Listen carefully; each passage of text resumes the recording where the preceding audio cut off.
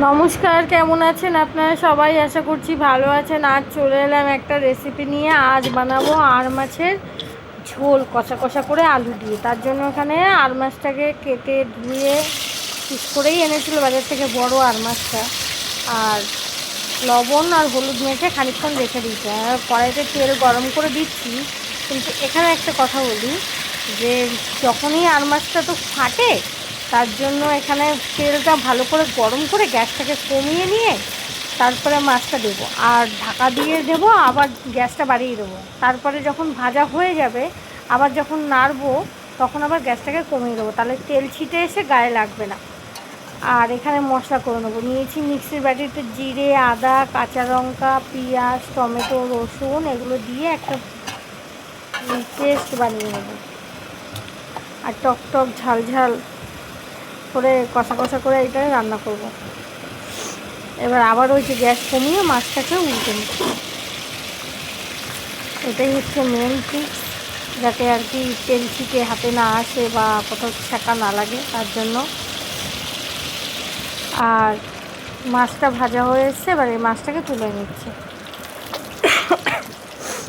আপনাদের ওখানে কেমন গরম পড়েছে অবশ্যই জানাবেন। আমাদের এখানে কিন্তু প্রচণ্ড গরম, প্রায় 38-39 ডিগ্রি। মাছটা ভাজা হয়ে এসছে, এবার ওই তেলের ওপর দিলাম তেজপাতা আর গোটা জিরে দিয়ে টুকরো করে রাখা আলু লম্বা লম্বা করে দিচ্ছি, ওটাকে দিয়ে ভেজে নেব। আলুটা ভাজা হয়ে গেলে বাটা মশলাটা দিয়ে দেবো।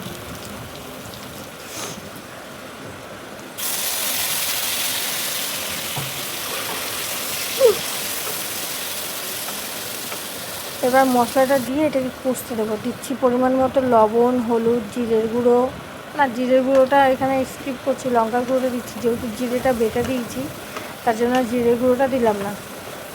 এবার এটাকে ভালো করে কষাবো।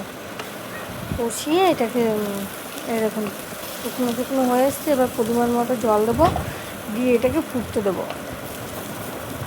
আর মাছ খেতে কে কে ভালোবাসেন অবশ্যই কমেন্ট করে জানাবেন।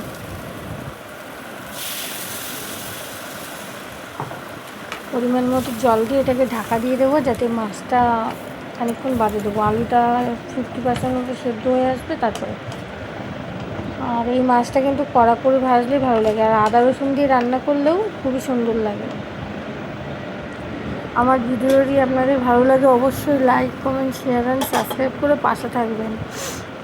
ঝোল ফুটে এসছে, এবার দিয়ে দেবো মাছগুলো,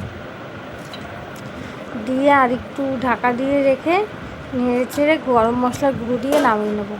কেমন হলো অবশ্যই জানাবেন। আর গরম ভাতে কিন্তু খেতে কিন্তু দুর্দান্ত লাগে, অবশ্যই ট্রাই করে দেখবেন এইভাবে।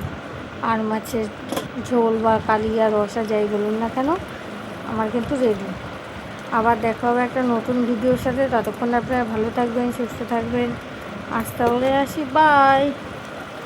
আর গরম মশলা কিন্তু দিয়ে দিয়েছি, দিয়ে ছড়িয়ে নামিয়ে দিচ্ছি। দেখুন কত সুন্দর মাখা মাখা ঝোল হয়েছে। টাটা।